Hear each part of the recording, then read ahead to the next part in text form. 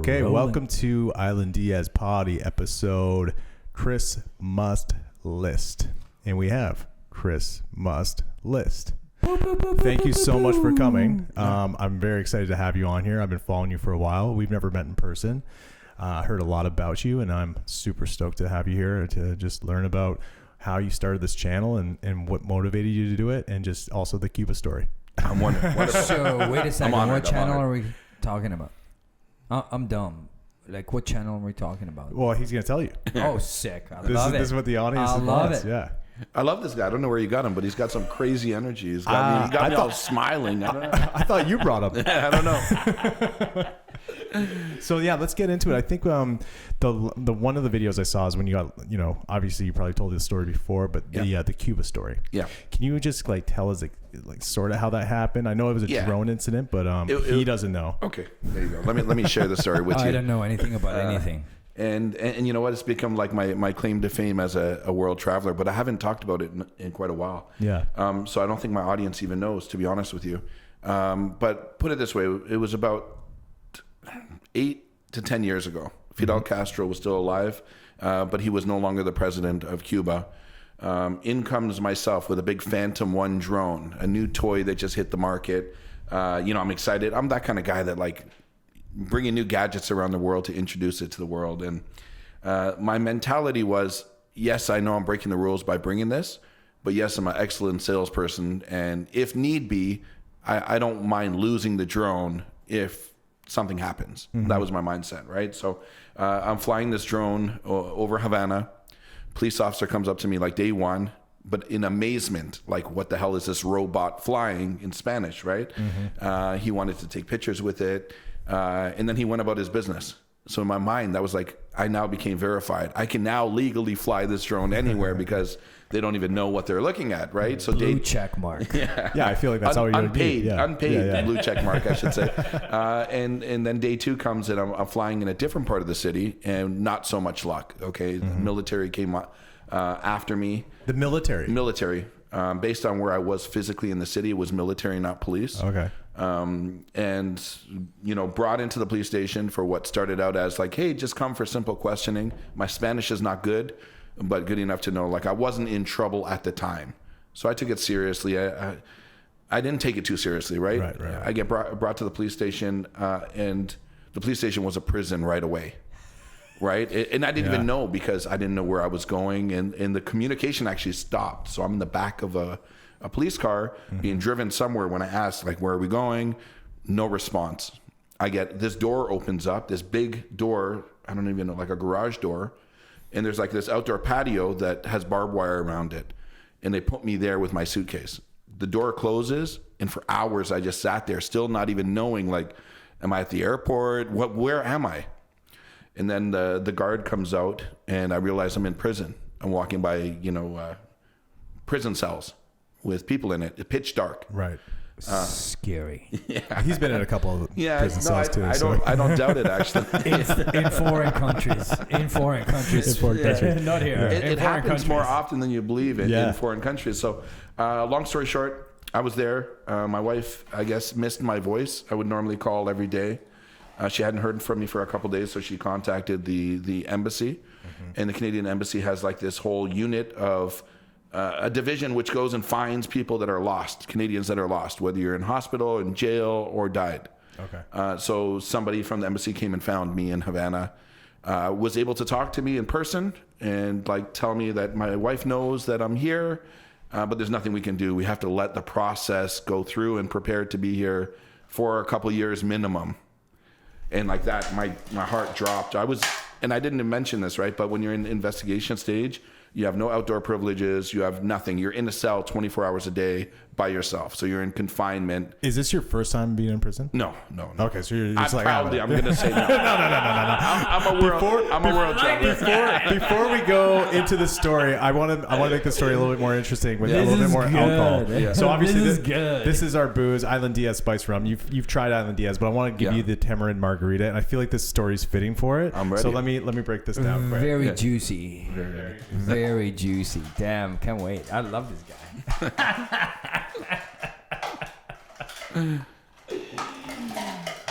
Ooh wee. So this is tamarind. This is the Tamarind Diaz Rumarita. Just throw it in, man. Just want to drink it. And Thank you. yeah. So does it have any alcohol in it or no? Yeah. What do you mean? I mean, it's already pre-mixed. That's what I'm asking. Yeah. Oh, I just want okay. to make sure this one's good.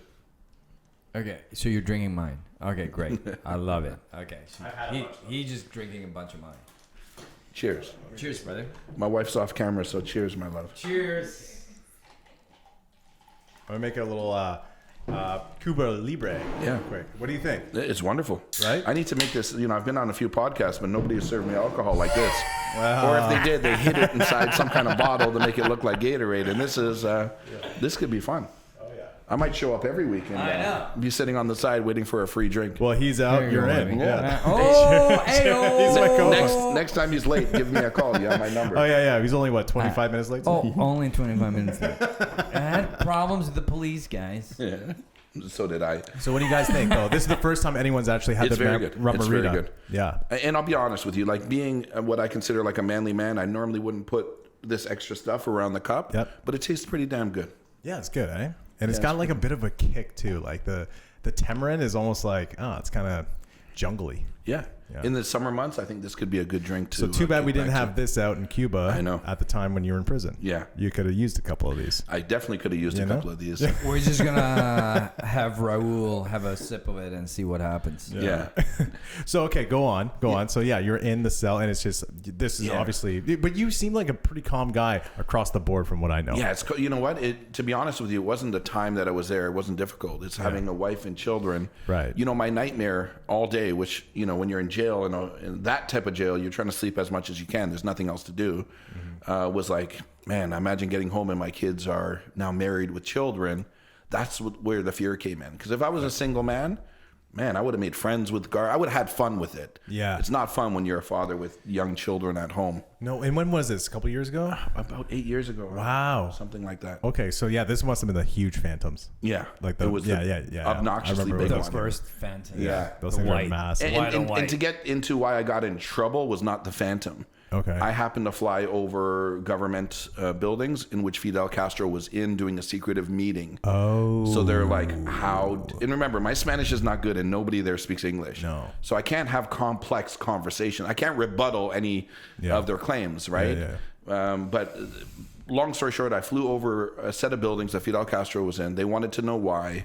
They looked through my cell phone, saw pictures of my wife and kids and I at the White House, and somehow put it together that I'm working for the U.S. government as intel spy, maybe to find out where Fidel Castro is, right? Okay. And what's possible with the Phantom 1 drone is very little. There's no zoom in. There's nothing, right? The capability is not there. It's not. It's like 480p. Yeah. Yeah. And by the way, why were you at the White House? The vacation was actually in there. No, not in there. Okay, that would have been a better you? story, right? If we're sitting with Obama, that would have been a better story. But long story short, after 2 weeks, because I was Canadian, the Canadian government was able to help get me out of jail. So that 2 weeks. 2 weeks. Wow. 2 hours would have been long enough. Man, the best part of the whole story is when they finally came and said, Chris, now at the end they have a guy that speaks English. Yeah. Perfect English. Right, Chris, right. You're free. No hard feelings towards Cuba or our government. You're welcome to come back anytime without a drone. But your next flight to Canada is in 2 weeks, 2 days. And I'm like, put me to Jamaica, put me to Dominican. I'll go anywhere. No. The deal with the Canadian government, you have to go directly home. Drop your drone. You can come back tomorrow if you want. Like, this is what they said, right? So the best part is they put me in shackles. I had to wait 2 days. First, they brought me to the ticket agent in Cuba. It's not online. And I'm in shackles, both leg and hand shackles, even though I'm innocent. Yeah. And I'm standing in this line of 50 people in Havana to try to buy a ticket while military is surrounding me. Like I'm a real prisoner. So I get a ticket, and then for 2 days, I got to wait it out. All I remember is at the airport, same thing, shackles. And all the tourists are, they had fun in the sun. Here comes me with the longest beard I've ever had in my life, 2 weeks of not shaving. I didn't even see a mirror. And they got me in shackles. They sit me down on a chair. Nobody wants to sit near me. And the funny part is, when for pre-boarding, they're like, do you have any children? Are you in special, first class? They walk me through, sit me on the chair in shackles, and nobody will sit near me. And I loved it. I looked out the window, and all I can imagine was my wife and kids at the airport.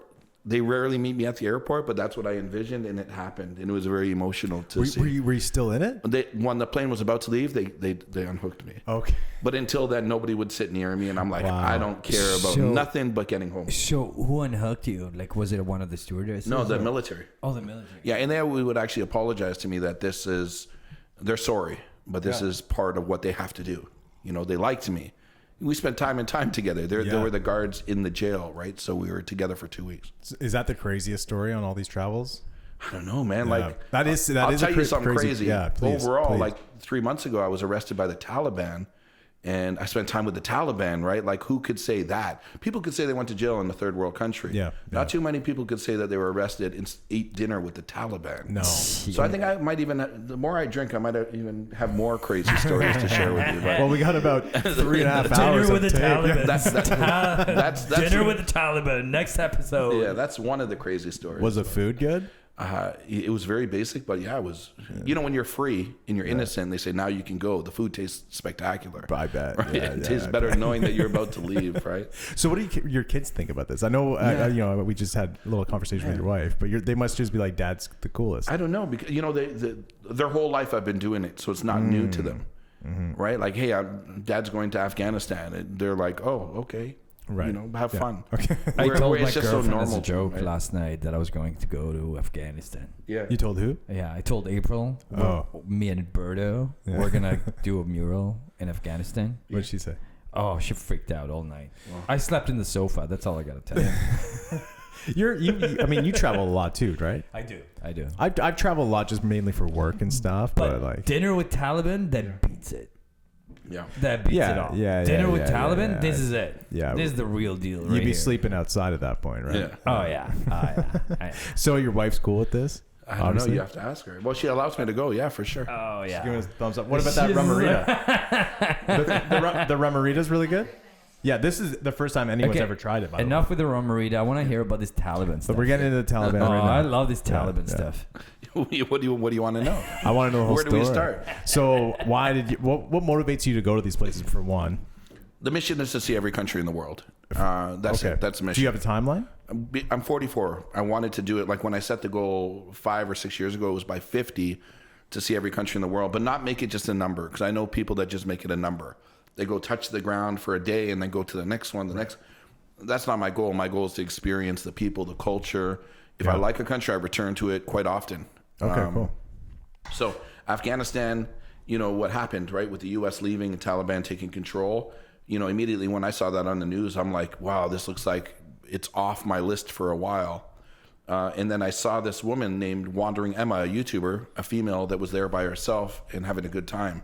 So I'm like, this is perfect. There's evidence that it's possible. Let me go make the trip down. Is she from Canada? No, US? she's from Scotland. Okay. So that's what got me there. And it's a country I always wanted to see. It's weird because like even growing up, my childhood dream was to be a war photographer, like to go to the places that I like my blood to boil a little bit. The adrenaline rush for me is in places where you're not quite comfortable. I mean, I can see it. You kind of go to like the hoods around the world in a way, right? And I've always been like that. Like YouTube is very, very new to me. Right. Doing the hood stuff is not new to me. Well, I remember you said you didn't even want to be didn't want to be classified as a YouTuber. Right. It's a little embarrassing for me at my age. But is it though? Like I feel like it's almost like that's. You know what? Now that I've started to get a following, it's less embarrassing. You know what I mean? Like I'm proud of the work I do, but I've lived 44 years not being a YouTuber, and just to be called a YouTuber for a few videos, it's a tough. I don't know. Like I've done so much in my life. Right? I mean, I'm a filmmaker, and when I first started, I blew up on YouTube in 2007. So we have a video that hit 7 million views. Wow. So at that point, but we didn't know what it was. We were like what's YouTube? We want to be on movie sets. We want to be movie screens, this, that, and the other. You're shadowing them a bit. Yeah. We want to be on movie screens. That So like YouTube doesn't mean anything. Had we actually done something with it, we would have been somewhere else. But like to think about it then and now, I want to just be on YouTube. Yeah. So it's kind of funny because I don't think anything of like YouTubers. I just think YouTube is like just movies. But now you're just a white boy with a podcast. Yeah. He's got a podcast. I got a podcast. Yeah.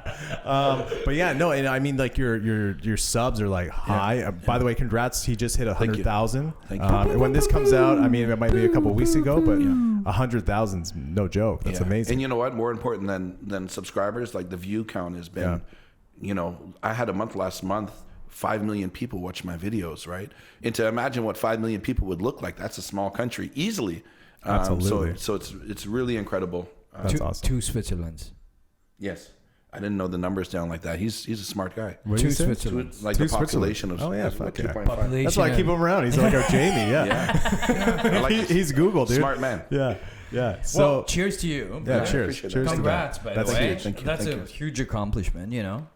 Coming from the dude with a podcast. Mm-hmm. We're trying to get 100 subscribers. Yeah. I mean, we all started at the same point, right? Totally. So. But I love it because it feels like very organic too, right? How you're moving. Yeah. So, I mean, can you speak on that at all too? Like, you're obviously you're happy about it, but are you able to monetize off it as well? Yeah, for sure. Okay. For sure. It's like the one reason I never considered myself a YouTuber is because the way my mindset is like, how do you make the majority of your money, your earnings, and the majority of my money is not made through YouTube. Right. I'm not driven to shoot certain content because, you know, the feedback I'll get when I go to Afghanistan is like, oh, you're going there to get views, to make money. No, that's so far from the truth, right? But I'm stereotyped as a YouTuber. Yeah. Right. We've been very, very successful in business for years and years. If YouTube never pays me 1 penny, I'm doing exactly the same thing as I'm doing now. Yeah. That being said, if I were younger, looking for a career, the money I get paid from YouTube right now is more than a doctor, and I only have 100,000 subs. Right. So, I mean, the opportunity is there. And the thing is, the likelihood of going down is very little. You know, if you keep producing content, just statistically, it's going to continue to rise and your payment will rise. And is that the algorithm from YouTube? Well, it's the viewers, right? Because you're not paid based on subscribers. You're based on viewers and the engagement. So my engagement is very high and my views are very high. So the payment is very good. That's awesome. Yeah. But it's not once again, you know, what I do with the money when it comes in, I just give it to strangers on the street when I'm traveling. Like the more money I make from YouTube, the more money I'm giving away. That's awesome. That's it. Yeah. See, we're trying to get bigger on YouTube, but we tried to have us as strippers. Didn't work. You were stripping, or there was strippers? No, I'm just kidding. But the running joke is that he's a stripper, but he's just out of work right now. Yeah. He's YouTube. Yeah. That's the running joke. Yeah. But I mean, we'll see. After a couple more Island Diaz, that's what I was going to say. I was going to push the bottle a little bit closer. I know. See what happens. Maybe jump out the window. Yeah. But honestly, though, like just going to these gnarly places. Yeah. Like when you actually decide to go to these places, do you actually like think about it like twice? No, never. I love it. Never. You know what? I don't even think about it, period, to be honest with you. I put no thought into it. You know, I start my day, for the most part, I don't even know what I'm going to shoot that day. Mm-hmm. I try to shoot, film, edit, and upload the same day every day. You're doing the editing? I'm doing everything while I'm traveling. On the fly? Yeah. And I do it every single day. In location? Yeah. So if I'm 21 days away, I shoot 21 straight videos. Now, it's all like POV and then selfie, that kind of stuff. Is it the DJI Osmo? Or no, it's a little Sony 4K. It's action camera that's probably 5 years old and no longer, it's discontinued. Wow. But it's a 4K camera. Yeah. And I love it because literally there's one button, record. Boom. And that's it. I don't have to like set up. And Are you getting the sound out of that as well? Yeah, the sound is from it as well. Because it sounds great. Yeah, it's an amazing camera, and I don't know why they discontinued it. But I like it because it looks like there's no value to it. Mm-hmm. The last thing I want to walk around is a big DSLR in a hood where people have no money and food. I'm putting a target on myself. The last one I watched was the Belize one. Yeah. That was getting very, very sketchy and very hairy. Yeah. Now, what's going big as a guy that's done a lot of like hood videos and been even in different countries in different scenarios? I'm never feeling great. Yeah, I like it, but I'm also just like, I don't know. No. I just I know there's tension. Yeah. You know, are you ever nervous that like shit's gonna go down? No. Do you think God's got you? Literally, it doesn't even cross my mind. Yeah. Never. I think I grew up I grew up on Jane Street. Jane and Lawrence. Okay, cool. I grew up like high school, elementary school. I went to school there, and like I'm under the knowledge from childhood. Like if somebody comes and says, "What size are your shoes?" We're gonna fight because there's something more to it. And I got in a lot of fights growing up. And then from there into high school, I became a pretty professional wrestler at a smaller weight, where I trained for 10 years, like seriously every day. And for me now, when I'm traveling the world, I have a confidence that if I treat people properly, I'll be okay. If you pull a gun on me, you're taking my shoes. Yeah. But if we're fighting, I will smile and we'll fight, right? So I feel comfortable in my own. It's funny because my family's from Jane and Woolner, and then my dad was actually a wrestler. Not too far away. Yeah. Well, I'm not your dad's age. No. I was saying maybe you're my brother. Jane and Woolner's just down the street. Jane and Woolner's, and then my grandfather was a boxer. So it's like it's funny. My grandfather was a boxer too, professional boxer. We might be brothers. I'm not sure. I know only Jane and Treathyway. Is that Treathyway? Yeah. Very close. Yeah. Where is that? It's in between Woolner and Lawrence. Oh, okay. Yeah. Which I know, so I used to do videos for all those guys around those areas, which I know from Chicheway, some guys, I know from Wilner. Yeah. They don't get along so well. Yeah. Hopefully that's deaded, but that was a long time ago. Yeah. Well, I'm sure there's new beefs happening every moment, right? Every day. But the thing is, I always find like the food and the people are so much, they're just amazing people, right? Yeah. Always. So, and I spent a lot of time in LA, New York, all that, and it's always, that's where you get like the best, obviously Caribbean food and whatnot. So when you were in Belize, so how did you get linked up with these people? Yeah, it's tough. Like the first video is normally the most difficult, like finding somebody somewhere to bring me in, not knowing the lay of the land, not doing any pre-research at all. So the first one's normally a little bit of work to find somebody, but after that, man, I just go into any hood by myself. I normally look for an older person or somebody that has some kind of clout in the neighborhood that's respected, and I just say, come for a walk. I never offer them money first, right? At the end, I give them money, like here's $100 US to thank you. Yeah. But if they're only doing it for money, I don't trust them. If they're doing it because like, hey, I want to show you around, then we have already somewhat of a bond that I feel like I'll be good. My whole thing is every time I go into it, it's like cameras are always tucked until it's okay. I do the opposite. I bring it out right from the get-go. Yeah. So do you think it's like less intimidating with the small camera, or do you think you're just, hey, this is what we're doing? Both. And my mission is to be here, and my portrayal of a neighborhood is not the bad part. Like using Belize as an example, right? My first few videos went semi-viral. Like there's more views on my videos than there are people living in Belize. Right. So within the first week, me walking down the street in Belize, everybody knew who I was. Yeah. And then it came to the point of them wanting me to come to their hood. Like, hey, I got more guns in my hood than in this hood. And my idea is just to show the good side. Like, I don't like selling fear. A lot of my competitors, they'll title their video like, almost kidnapped in Haiti. Right. See the voice? Almost kidnapped. See, this microphone is really good, right? Meanwhile, they're partying up in Haiti. My videos are never like my videos are never to sell fear or make a country look bad. So I'll go into the bad neighborhoods, interview the gangs, but try to show a lighter side of it. Like, hey, these are regular people that were born into a circumstance that we might not understand. Yeah. And had they been born in downtown Toronto, that could be an accountant or a teacher. But they were born in the worst part of George Street, Belize, where if they don't shoot the neighbor shoots them. It's a different lifestyle. Yeah, no, for sure. So I'm just trying to like share the stories. My goal is not to make a city or a street look bad. What joy would I get out of making a place look bad? Yeah, no. And the very quick example is like in Belize, on my final day in this place called Dengriga, which is like the cultural capital, the place was so good for 3 days straight. Final day, I'm at this drumming festival and people are dancing the punta and playing the drums. All of a sudden, there's a fight. Where my wife is me. There's a brawl. The guy pulls out a gun, starts shooting in the air, and I'm standing there by myself. And then he starts waving the gun like this. And I've never had a gun pointed at me like this. Mind you, I ran and jumped as high as I could over this fence. I filmed that. I did not include any of that in my footage. And if the title was Almost Killed in Belize, I would have got millions of views. Oh, for sure. I didn't even mention that in my video because I didn't want the message to be. That's integrity. Yeah, well, it's just to me, I promised myself I'll never sell fear. I'm never shooting something for views. I'm shooting it to try to just share a story. Fuck that. Fuck fear. Yeah. No, I don't. There's no fear. No. To be honest, when I jumped that fence, my heart was racing in a manner that I was like, oh, I'm alive. Yeah. Like I'm alive. Yeah. I appreciate life more. Do you get?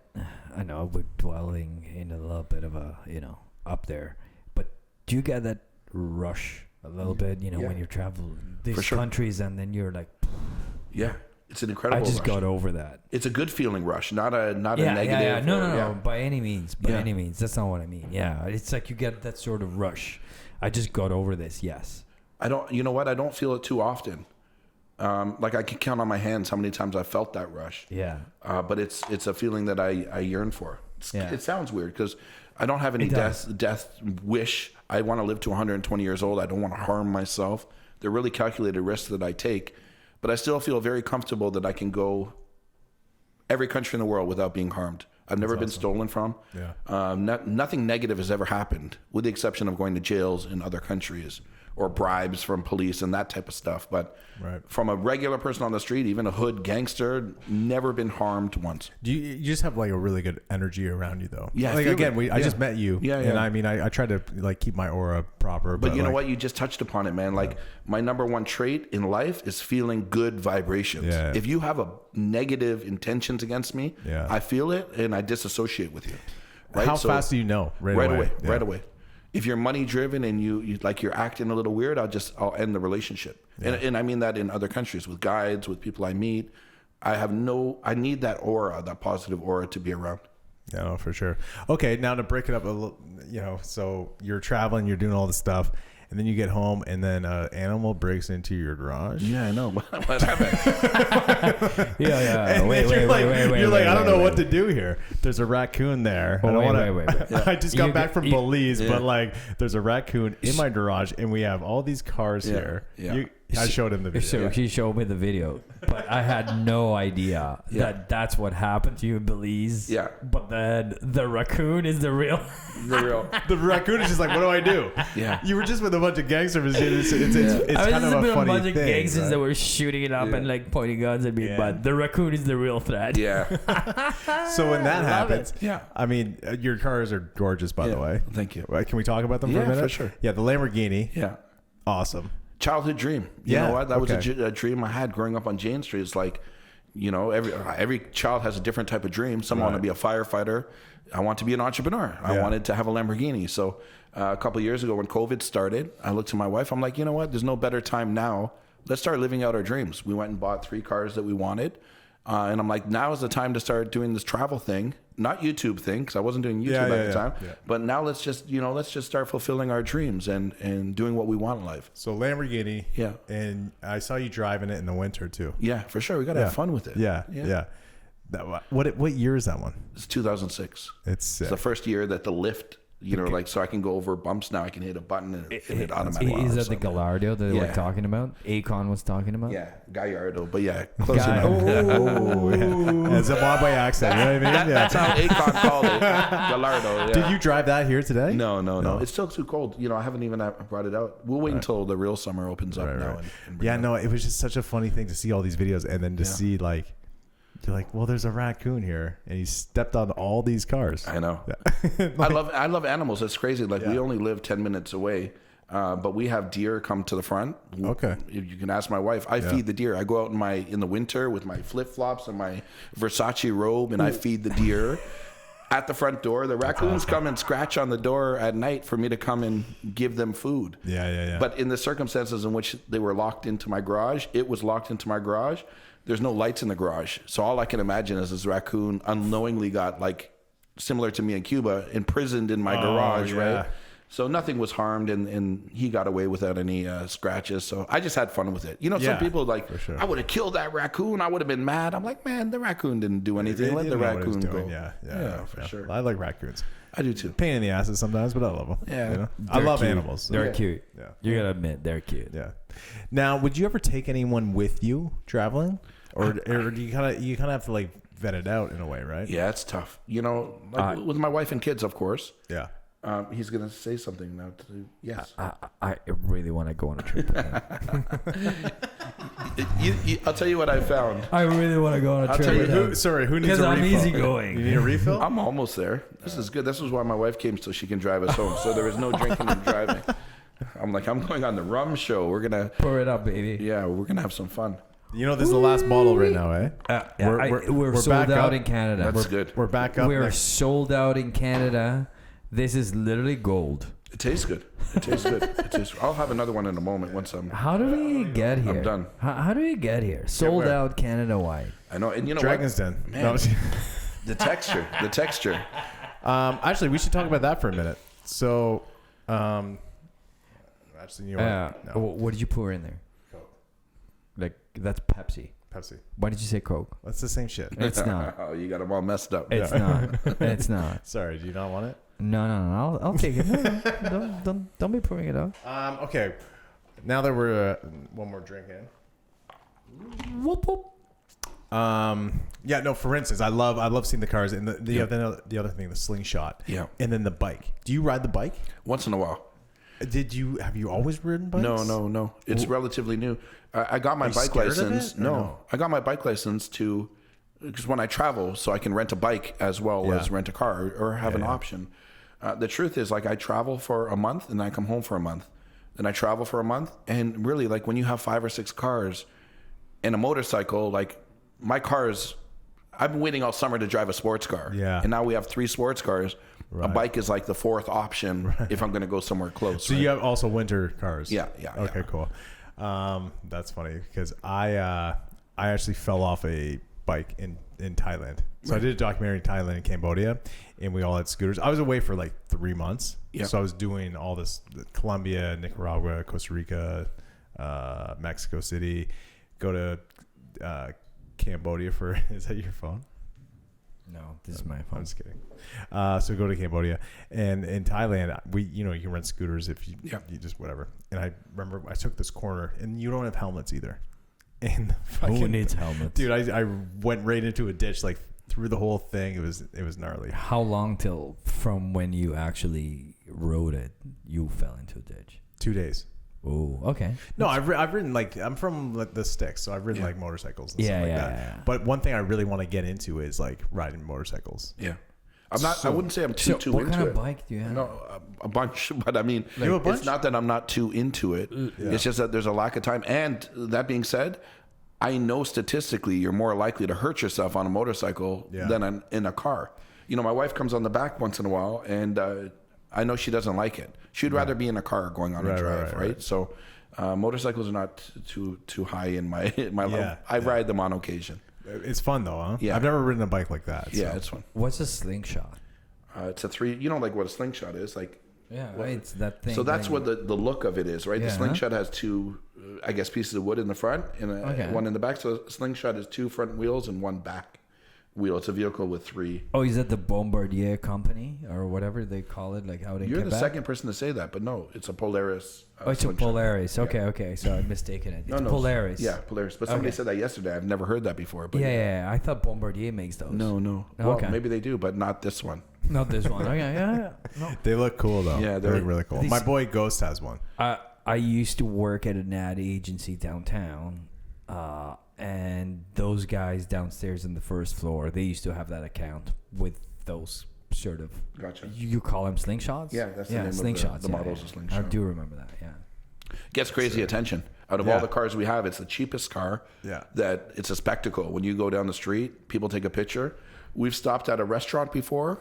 And look outside the window, and people are sitting in the car. And it's funny, in Wasaga Beach, I stopped at the LCBO to get something. I came out, there was 2 people sitting in the car with their phone. In the car? Just taking pictures. In your car? Yes, in Niagara Falls. And then you had to be like, what the? No, I'm nice. I'm like... See, again, I feel like his orange is like, yo, let me take the photo for you. Yeah. Like, you know, the Lamborghini thing is like, when I go to a gas station, if there's a kid that's like inspired by it, young kid, even like somebody 20 years old, I take the time. I'm like, get inside, sit down, knowing that like little experience could alter slightly the path of their life. They could decide, hey, I no longer want to be a construction worker. I want to own the construction company, right? And be an owner. Do you know Anthony Carbone? He owned Mad Whips. Okay. Remember like that? And then like he had a McLaren. Same thing. Yeah. He'd drive around. He'd always pick me up. Yeah. And by the way, fucking thing's fast as shit. Yeah. This is like years ago. park it, and then as soon as people wanted to take photos, he would help them take photos of it. Like it's just like I love it. It's just and I always watch that. I'm like, I love that because it is like, you know, that little kid that's just dreaming of having that, and giving them that little slice of it.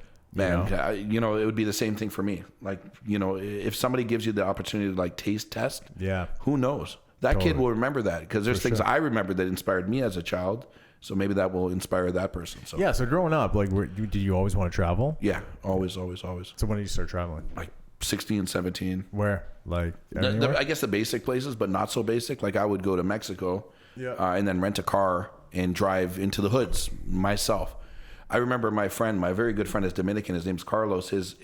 He was my age, but his father was like 82 years older than him. Had him at 82 years old. Right? What a G. He's like, my dad, when we were 20, he's like, my dad is 102 in Dominican. Let's go to Dominican.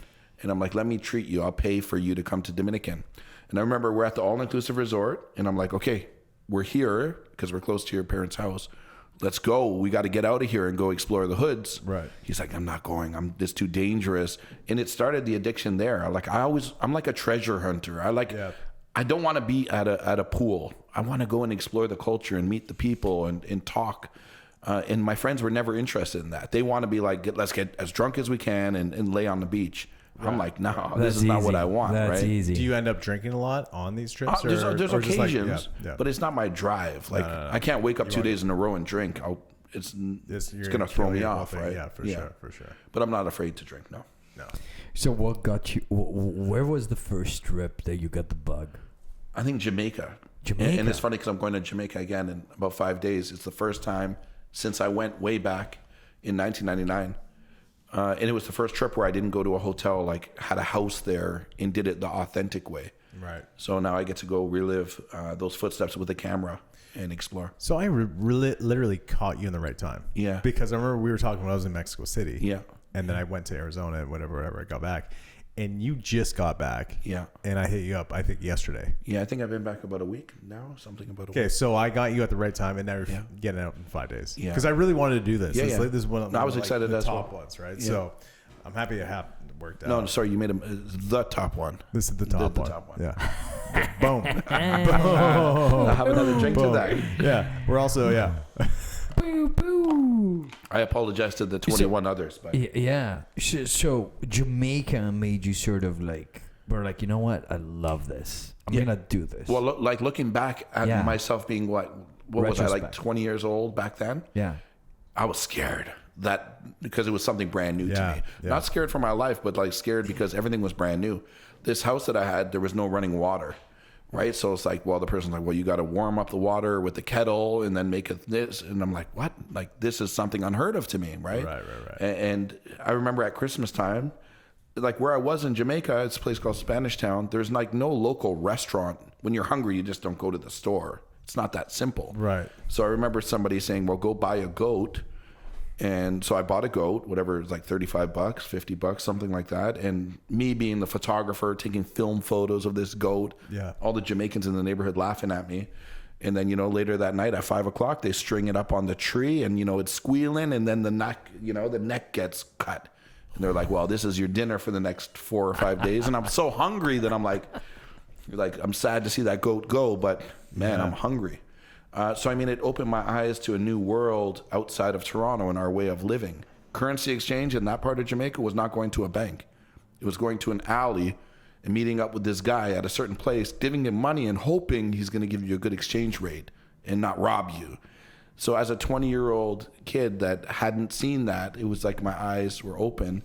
And as soon as I got home, I enjoyed it more. I'm like, well, I got through it. This was pretty fun that I got to experience a different way of life. Yeah. To some of my Jamaican friends, it's like they came to Canada and they felt the opposite from coming from an island to Canada. Right. And I think that's when my addiction. I've never stopped traveling since that day. It's like, I need more. I need more.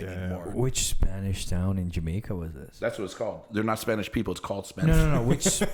Sorry, I should say Spanish town. Which part of Jamaica was it? That's what I should have. That's the I name, apologize. The name of the area. I'm just laughing because that's so funny. Because there's a few Spanish towns in there's one in Kingston. Yeah, so that's what it is. It's outside of Kingston. Oh, okay, Like a yeah, that's the 30-minute one. away. Okay, that's the one I was thinking of. Yeah. Okay, cool. The only one? Yeah. No, I'm just kidding. I'm kidding. No, there's few areas in Jamaica. If you travel Jamaica, I'm just like, kidding. I'm there's just a kidding. few areas I'm just called bugging you. Spanish Town. Gotcha. I didn't even know that. Yeah. So there's a few of them. That's why I was like trying. There's one right outside of Kingston. Then there's a one stop. Okay, it's kicking When in, two baby. people are laughing, It's I on. start laughing. I love it. I love it. It's I love on. It's on. it. Yeah, it's on. It's on. It's still recording. Perfect. Yeah. So Lost track of recording. yeah, imagine I just like yeah. I was like, I don't know if we're recording or not. So okay, again, you don't spend that much time in the city. It depends. You know, it really depends. Because I have to come home 3 weeks, 4 weeks is probably the longest I've spent in any country. You know, I've now completed 123 countries, and there's 197.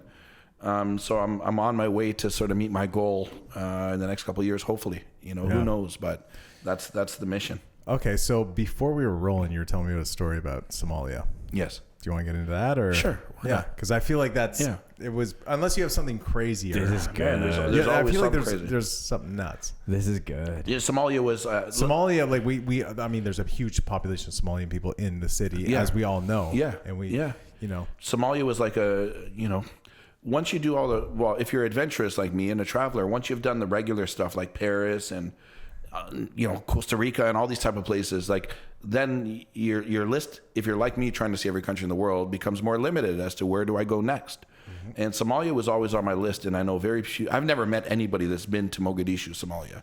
You know, when you think Mogadishu, I've never heard of it. Yeah, you think pirates, you think war, you think famine, you think all of the negatives. Black Hawk Down. Yeah, Black Hawk Down happened exactly in Mogadishu, right? So the whole thing is like, I wanted to go there and learn more about the culture because there are a lot of Somalians here in the GTA. And I thought, like, let me be the white guy, literally, that goes to Mogadishu and explores unlike anyone else without selling the fear that my counterparts have done in the past, other YouTubers, right? So I loved it. I went there. I was on the ground. I was going to places where I know nobody would go with my camera. Everybody was so nice to me. And then I made the biggest travel mistake of my life. I got caught up in the moment and I threw money towards somebody, and it sounds horrible, but at the time it wasn't, I'll go through it very quickly. The money there, the currency is like big bricks of money, right? Like where $200 US is like $2 million in Somalian. And there was a bunch of people coming towards me, and I went and got $2 million to give away. And through the frenzy, one person I threw the money to, like the big brick of money. Yeah. They're where the camera was, thinking they were going to catch the money. But out of fear, the person turned around and ran away from the money. So then I didn't even think much of it because the mother picked up the money and smiled and waved at me. So I didn't mentally think like that was disrespectful, especially if you watch my vlogs for the 3 days. I'm hugging people, I'm eating dinner with them, I'm shaking their hands. Like there was never for me, there was never any divide between us because of color. Like, oh, you think you're better than me kind of feeling. But the social media in Somalia took that 1 3-second clip and it made like mainstream media. Like white racist man in Somalia is throwing money at people. Like that's the title. Like they must have watched the whole video to see that part. Yeah. And seeing the whole thing is like we're eating together, we're laughing together, we're talking about culture. But these people, like I'm telling you, I'll never sell fear. These people are making a profit off trying to make somebody look bad. Right. And the funny thing is our daughter's birthday was 2 days ago. So the title, if you search racist YouTuber Christmas list, there's videos racist. Our daughter's birthday party was 9 years old 2 days ago. Let's say there was 80 people there. There was 3 white people there. It's like my mom and dad. Every other race was there. Right. So to be called a racist for some stupid act that I did with no thought, but far from racist. Well, nowadays. But let me get into it a little bit further. So what happened is when this hit the media, I went to another hotel. I was in Somaliland, which is a part of Somalia, and undercover police come. It's a different country though, right? No. This will start a Somaliland conflict. is not a different country? It's Somalia. Okay. They want to be recognized as a separate country. They have a separate government. That's what I thought, yeah. Currency, but they're actually, right now, they're Somalia. They're in Somalia. Okay, they haven't been separated Because they've had yet. civil war back and forth. Yeah, right? I know. Yeah. If you're in Somaliland, they'll tell you that they're a separate country. Yeah. But the people in Somalia will Well, they're like, no, it's the same country. It's the same country. Gotcha. So I went from You learned it Mogadishu. from here, baby. History and geography. And Somaliland. Ramology. Ramology. Somaliland is not a separate country, which I thought it was. So in Somaliland, which just happened, like it's not like I changed my route. I continued my time in Mogadishu. Then I wanted to move forward. So I get to Somaliland, and this police officer, like really arrogant police officer that happens to be a YouTuber as well, with very few views, stops me on the street and said, like, why you racist? And he's not showing me my clip. He's showing me the Somali YouTubers clips. Right. Like, you racist. I'm like, my friend, like, stop bothering me. I'm not racist, right? I'll hug you. I'll kiss you on the cheek if you want. I'm not racist, right?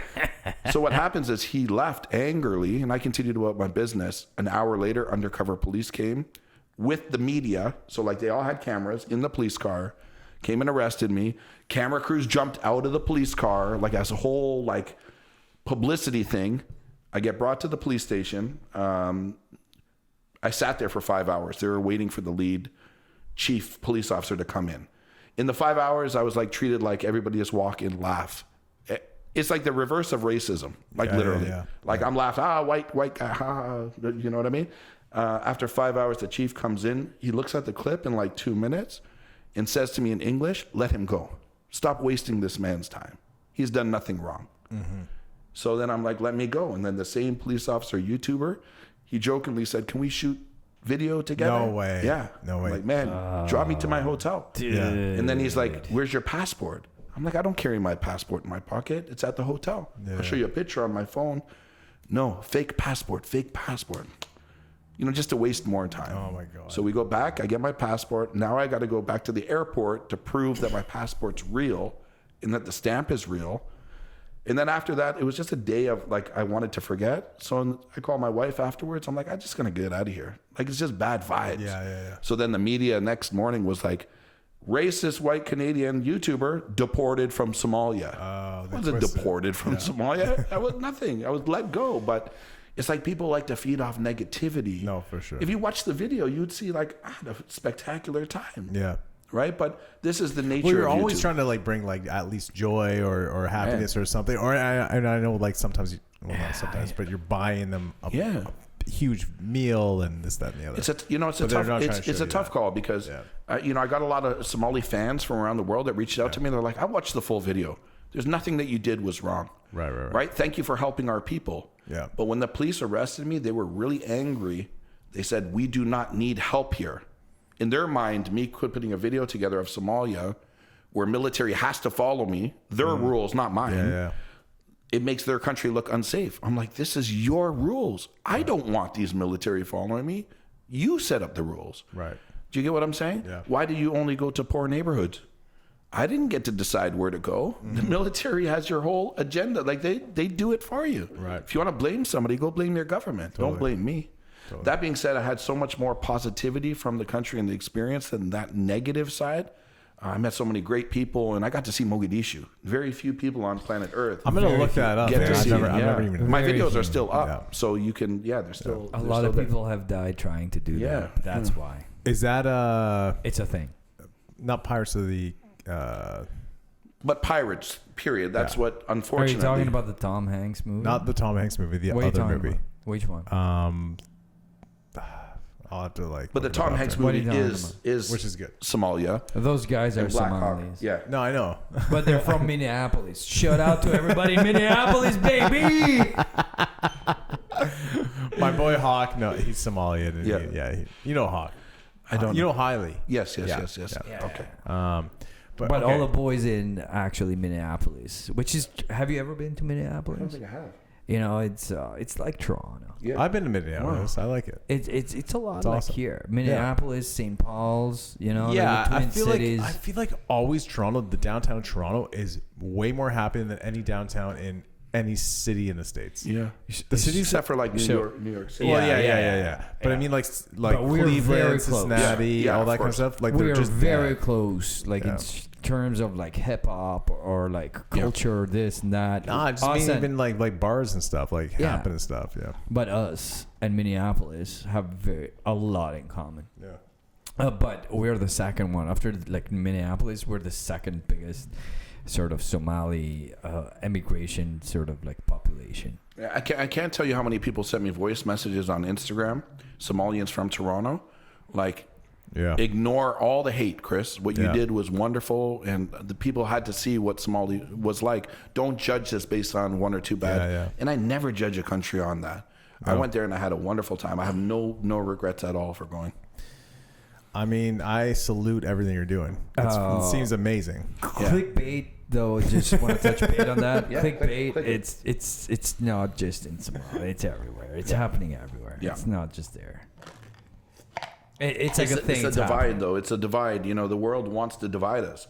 Like if you Google Iraq, visiting Iraq right now, or Afghanistan, or Syria, which I was just in. You know, the world will tell you, don't go, bad people, terrorists, right? And whoa. You were just in Syria? Yeah, during the earthquake that happened. Wait. This is good. 3 months ago. This is good. Aleppo, like, you know, the big... I've been to Aleppo in 2001. It was a beautiful city. To be honest, I feel like you guys should almost have a podcast later on. Okay, because no. Should we get? I'm gonna leave. I'm gonna leave. Why don't you leave? I'm gonna go. No. But he's been like everywhere. And he's been arrested everywhere. Yeah. And it seems like you've been arrested everywhere. No, only a couple times. No, man. I think he beats me. 2 weeks in Cuba, man. That's pretty. I've heard some stories. We can do better. Give us. We'll come back next year. One week in Bosnia. Oh, I love Bosnia as well. I haven't seen the prison system, but Bosnia is a country that I really shouldn't enjoy. say Bosnia. It was the border between Bosnia and Serbia. Gotcha. That's where it was, and it was actually on the Serbian side. I shouldn't say Bosnia at all, but I was trying to go to Bosnia from Serbia. Not a good luck. Yeah. I've done both countries there as well. So yeah, amazing. All right. Well, I mean, I think to wrap this up, really. Yeah. I'm very inspired to see all these videos. Yeah. And I like that. What motivates you to do it is because you want to do it. Yeah. And that's the thing that's a lot of people are missing. People are just kind of doing things just for money or for fame or clout or this, that, and the other. But mind you, if I was broke and I needed the money, I would be doing it for money. Why not? Right? But I'm not in that space where I have I get to. It. So I get I'm it. in a different part of my life. But like it's all really just personal stuff that you want to do. But you're also helping people, and that's because of your energy. Well, it comes out of a place of love. Totally. It doesn't come out of a place of fear. Yeah. So something to be sad about that. What's his handle again on YouTube?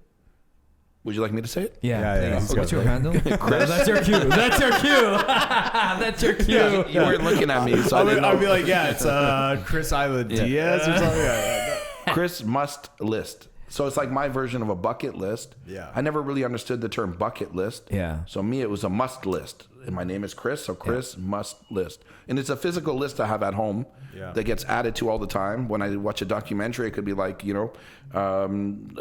touch fire from a volcano or something like this. So then I'll go and add that to my little list. And as I complete the list, I have a highlighter sitting on top of it, and I check off that I've accomplished that goal. That's awesome. I have one more question. It's more okay. So you travel, you're very successful. You have a family. What do you do just to unwind? Yeah, I don't know. We like watching like serial killer type horror movies late at night, and we fall asleep on the couch. That's sort of our date night. Someone asked me this because I'm always into something or doing whatever, and they're like, "Yo, what do you do to like compress or decompress?" And I go, "I play The Legend of Zelda because I bought the one from 2017." They're like, "Really?" I'm like, "Yeah, but I haven't played it in 3 years." Yeah. And they're like, "Well, what do you do now?" I'm like, talk to Rudy." Yeah. High energy Rudy. Yeah, talk to Rudy. Talk to fucking Chris Must List. Talk to anyone that will talk to me. Yeah. No, but it's funny because I always forget to put me first sometimes. Yeah. And I'm always doing things, and it seems like I'm doing it for myself. But at the end of the day, can I tell you something? Yeah. This is a question I get, and my wife gets quite often, mostly by complete strangers, right? Because we've been together 20 years. How am I allowed to travel by myself? Yeah. And like somebody yesterday on our live or 2 days ago said like, well, she's a single mother, and I'm like, No, you can be in a very happy relationship with somebody and still want to please your own personal goals in life. Just like my wife has goals that I will always support. I don't need to be there. When you're in love with somebody and you have this, I'm looking into my wife's eyes. I love it. When you have I looked into her eyes too, but like when I have this happiness, like our relationship is so good. When I leave for 2 or 3 weeks, I can't wait to get home. And when I get home, I enjoy every single moment until the next adventure. But having that like anchor at home, I don't want to compare you to an anchor, but having like that loving person at home, it makes me want to go and get back. But I mean, it's part of the excitement, like build up the anticipation of getting home. Well, it's on both sides, right? Yeah, for sure. You have the excitement of going there, the excitement of coming back, which 100%. Is like perfect. Because some people get lost in like not wanting to come back. I cry every time when I'm leaving. That goodbye at the door, like, don't drive me to the airport. I'll take a taxi. No, man, it's love. That's love. Like, this is love. Yeah, no, I've been with my girl for 7 years. We got married about a month ago. Yeah. But it's always like, as I'm leaving, I'm excited. Yeah. But I'm always excited to get back. Crazy excited. So it's, you're like, no matter what, you're looking excited for something. Yes. Yeah. Other people won't understand that because they're in this in the box relationship where they're not quite happy. They're with somebody, but like you can't go out alone. Some people message me and say like, I can't even go to a bar by myself without my wife getting upset. How could you leave for 3 weeks to these dangerous places? I know, but Rudy's right there, dude. Yeah. You know what I'm saying? Oh, that's what. Sorry, Rudy. I didn't know you were going through that. Yeah. We literally made up that we were about to go to Afghanistan and somehow in the sofa. Yeah. I'm just kidding. Anyways. Yeah. Let's wrap this up. Chris Must List. Thank you so much for coming. It was an honor. Everyone, please check out his YouTube channel, Chris Must List. Yes. And then if any spillover, come over to here. Yes, for sure. Shout out Leisure Department for keeping it fresh. Storyteller Beer. Let's talk about Island Diaz Spice Rum. All right. Can I have one more? Can I have one more glass before we go? Of course. You can end the show, but I want to make sure I get one more taste on the palate. Yeah. I said earlier, this is our date night. I brought my wife out. This is our. Well, do you want to get her on here for a minute? Yeah, let's get her on. You want to say hello? Yeah. Come and say hello for sure. Do you guys want to talk to us by yourselves? No. just leave us alone. This is amazing. Yeah, this get is over amazing. Here, we're gonna get her some drink over here. There you go. Boom. So I have to do it. I don't know where the earphones. No, we got it. Yeah, get the headphones on. It's Grace, right? Grace. Yeah. So, you like the tamarind margarita, yeah? Oh, it's delicious. Yeah, they got them nice and close. There we go. Yeah, it's delicious. I can't hear you. Can you hear me now? I can hear you now. Yeah. There you go. Cheers to a wonderful Cheers. Day. That was awesome. New friends. Yeah, that was great. And thank you. Tastes amazing. There's a comedy show happening now. I could hear something all of a sudden. But you can't hear it in the mics though, which is good. Right. Well, Is there a comedy show? I love it. Dude, there's always something. So we got to figure out how to soundproof this, but That's why he crashed that right Yeah. now. I bet you anything he would kill it. Yeah. have you ever done comedy? No. I've done it a couple times. Yeah. Oh, it's pretty nerve-wracking. I think you'd be the best out of the four of us. No.